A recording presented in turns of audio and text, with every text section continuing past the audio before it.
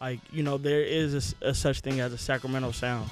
And then, like, I try to make sure that, like, I want to create a Jakhari sound. You know, I want to have my own way of doing things. And it's like there's so many artists who are also doing that. And, you know, it's inspiring to watch the people that are out here like really doing their thing, creating their own ways of doing things.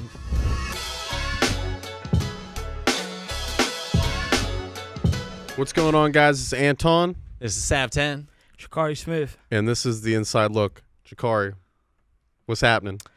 Chilling, man. It's a great day today. You know, I'm you know, happy to be alive, you know. Happy to still have breath in my lungs and keep it going, you know. Blessed. Yeah. It's the last vibe with Sac. You're pulling up to that? Oh yeah, I have to. I got to pull up and, you know, support that event. Like, I've been going there since I've only been in the scene for a few years, but ever since I been out here, like, it's been nothing but love, you know. And, like, it's a community out there, so, you know, I gotta pull up for the last one. It's crazy. Yeah. I've seen you over there. I feel I usually, whenever I go up there, I try to rap like raps that people already make, because everyone does covers over there, and I think I've seen you do like some Biggie shit and stuff. So it's tight, you know, seeing you up there doing that too and doing your own thing. Yeah. So What's the date for that event? Is it tonight? It's tonight. Oh, last one. Last one. So after we wrap he's going straight over. Nice. Sliding over. Yeah. That's what's up, man. Yeah. So off camera, we were talking about just how long it took for you to get you in this building. You know, like complications with scheduling and you know, when you first said yes to coming onto the Cypher, you know, it looked different. You know, so ultimately, because of those, you know, things that intervened and got in the way, you have now this newer platform. It's crazy. It's beautiful. I walked in, I was like, damn, this is crazy. That's what's up. I love it. I love it. And that's, you know, that's a shout out to the Red Diamond Studios. So, you know, this is their space, and, you know, we obviously collab with them. So shout out to them for sure. Shout out Red Diamond. Shout out Paul and Emil. Yes, sir. Yes, sir. That's what's up. Let's start.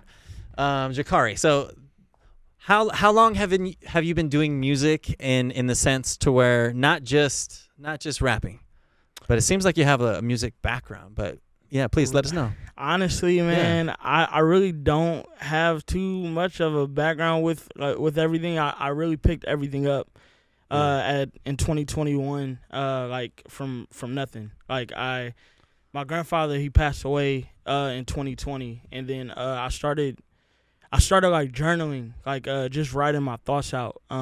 Because I, like, even to this day, I never really been to a therapy session. This is something I want to do. Sure. That's an experience I want to have, but like journaling is what helped me, you know. And from there, it wasn't even about like trying to make something rhyme. It was just really about every day, like, how am I feeling today, you know? And that's something that, you know, a lot of people don't have the opportunity to do or share, like, how they're feeling. You know, they keep it bottled in. So it was like my release. And then from there, it was just like learning, like, I always loved listening to music. I grew up listening to music in different, like, you know, growing up around my grandparents, my mom, and listening to like oldies and like 70s, 80s, 90s music. And like, you know, it just always loved it, and like had a, you know, love for like poetry and stuff like that. So journaling turned into poetry, which turned into rhyming and like learning about like rhyme schemes, and like I love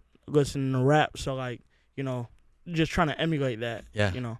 That's what's up. So really quick, who were some of your you know, did you like try to emulate artists when you're starting to write? Like, did you channel any artists that influenced your life? Definitely. Like, when I first started, like, I'm a huge fan of like Common, and I love Common, and very like there's this guy named Navy Blue, who's I found out about him through Earl Sweatshirt, and like listening to those type of artists, like very poetic rappers. It wasn't really it wasn't really focused on too much like what you're saying, but how you say it. Like Pac is like a big influence on that. It's like, you know, he just wasn't the most technical, like lyric heavy rapper, but like I don't feel there's a rapper who touch that passion that he gave. Yeah. That you know, ever since there will never be. It wasn't like if you want to roll with me. It was if you want to roll with me. Yeah, it's the way he said it. It's the way he came across. It's like you can feel it. It like feel what he comes through. Yeah, even if you didn't live that lifestyle, it's like what he was saying is like it was over it all. So I'm not gonna lie, as a youth, as a young youth listening to Pac in his prime, yeah, I was influenced for sure. Yeah, Pac wanted to make me go out there and kill motherfuckers. You're that old, bro?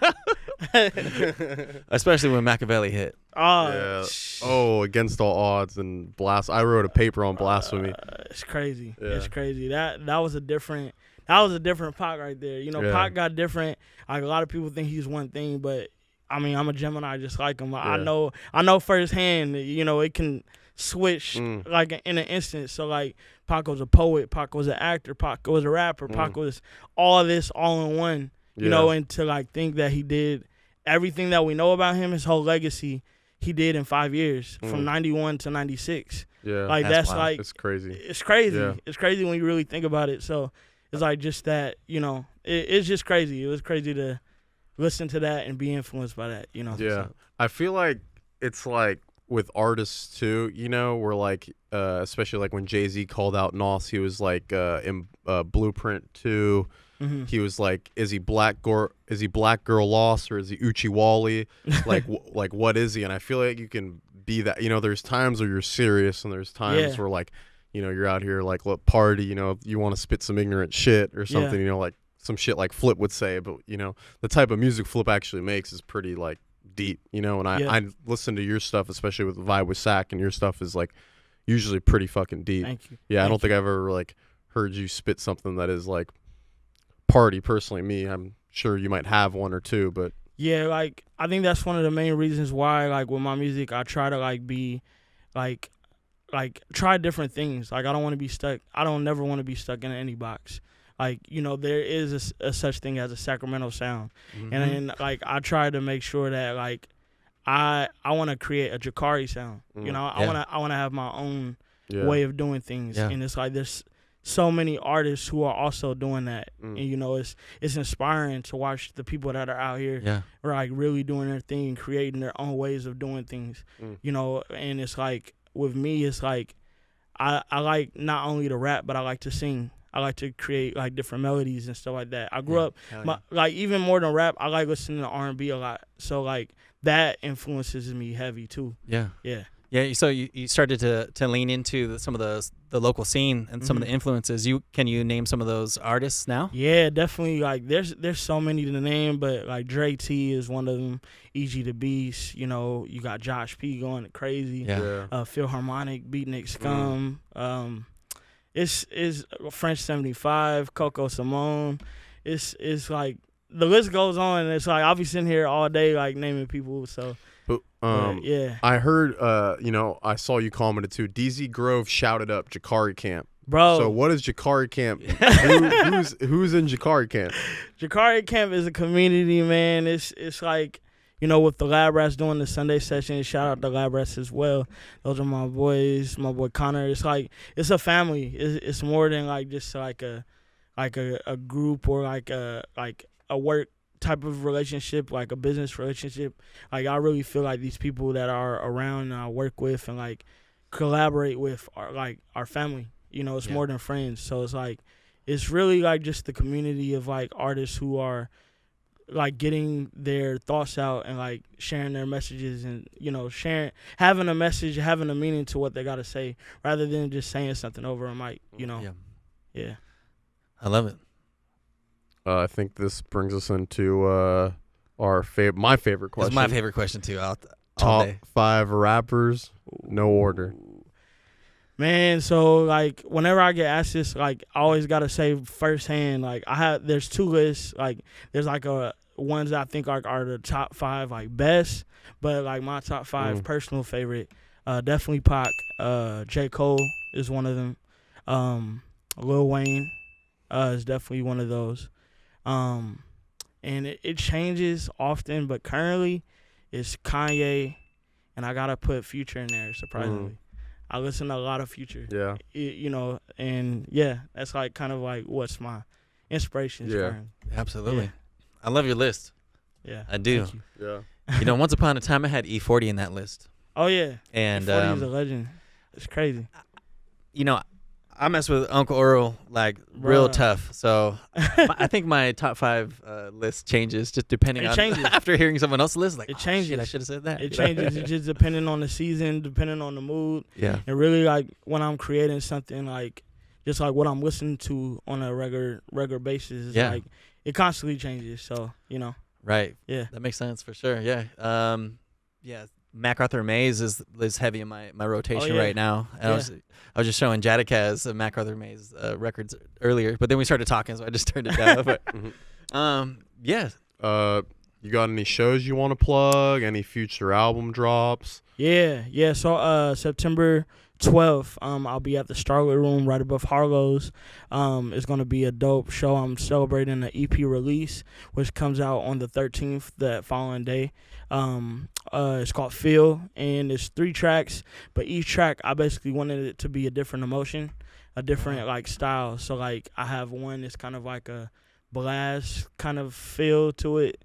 One is more like a Steve Lacy kind of like alternative like rap R&B kind of style, and then one of them is like it's like a Smino kind of style. But they're all different, but they all like fit well together. So it's just I'm trying different things. So yeah, September 12th, if you can make it out, come through and let's pack it out.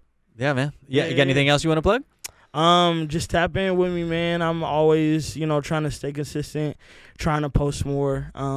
It's a struggle. It's all about balancing, it's all about balancing. And like when you got family, when you got friends, when you got, music, you got a lot of stuff on your plate. You got to like kind of figure out how to get everything in motion. So just tap in, stay active with me. My Instagram is Jakhari Smith, JAKHARI SMITH. And yeah, we're going to keep it going until the wheels fall off. That's what's up. All right. That's what I like to hear. All right. Well, this is Anton. This is Sav 10. This is Jakhari Smith. And thank you for watching the Inside Look. We'll see you guys on that next Cypher, next Inside Look. Tap in. Yo, it's your boy Jakhari Smith. Thanks for watching my interview on the Inside Look. Go ahead and check my Cypher out. It's out right now. Yeah.